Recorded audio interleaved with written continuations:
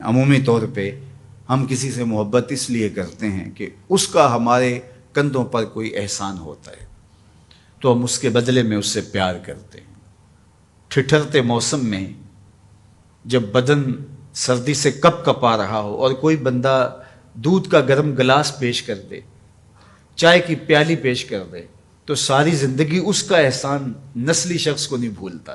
تو کسی کا احسان جو آپ کے کندھوں پر ہو، آپ اس کے احسان کے بوجھ تلے دبے رہتے ہیں۔ یار اگر کسی سے اس لیے پیار کیا جاتا ہے کہ اس کا آپ کے ذمے کوئی احسان ہے، تو مجھے بتاؤ کائنات میں اتنے احسان کسی کے ہو سکتے ہیں جتنے آمنہ کے لال کے احسانات ہیں؟ ہم حضور کے احسانات کے بوجھ تلے دبے ہوئے ہیں۔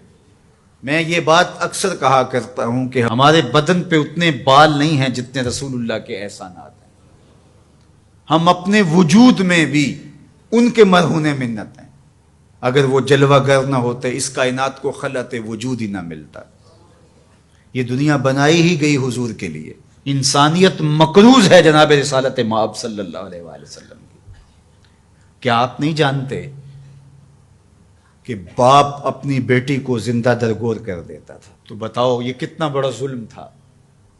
اور میرے اور آپ کے آقا و مولا نے اس زمانے میں جب بیٹیوں کو زندہ درگور کر کے باپ فخر کر رہا تھا، فرمایا لوگوں سن لو، میری فاطمہ میرے جگر کا ٹکڑا ہے۔ کسی سے اس لیے پیار کیا جاتا ہے کہ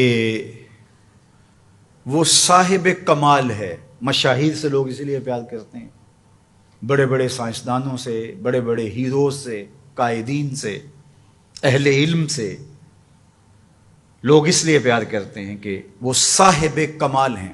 تو کوئی لاؤ نا ایسا صاحب کمال جس نے انگلی کا اشارہ کیا ہو چاند ٹکڑے ہو کے قدموں میں آیا۔ کوئی لاؤ نا ایسا صاحب کمال جس کے ہاتھ اٹھے ہوں سورج پلٹ کے اثر کے وقت پہ آیا ہو۔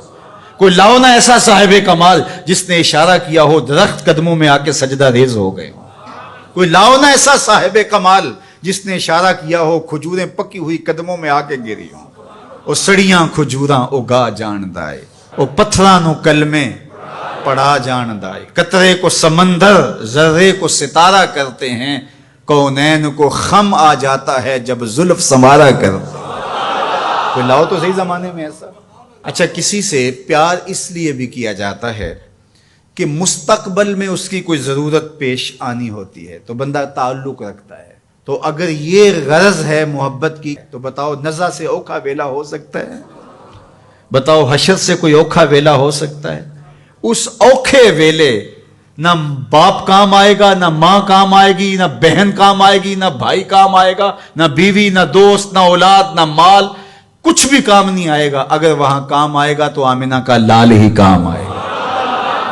تو پھر آؤ نہ ان سے محبت کا رشتہ جوڑتے ہیں۔ کسی سے اس لیے پیار کیا جاتا ہے کہ وہ سونا بہت ہے۔ اچھا یہی معیار ہے اگر کسی سے محبت کا، اور یہی سب سے بڑا داعیہ ہے محبت کا، تو آؤ پھر اس سے پیار کریں۔ مکھ چند بدر شاہ شانی ہے، متھے چمک دی لاٹ نورانی، کالی زلف تے اکھ مستانی ہے، مخمور رکھی ہن مد بھریاں۔ سبحان اللہ ما اجمل کا ما احسن کا ما اکمل کا، کتے مہر علی کتے تیری، اللہ اکبر۔ آؤ پھر ان سے پیار کیجئے۔ اور محبت کا ایک تقاضا یہ بھی بیان کیا گیا، حب کا شیء اکثر ذکر ہو، بندہ جس سے محبت کرتا ہے کثرت سے اس کا ذکر کرتا ہے۔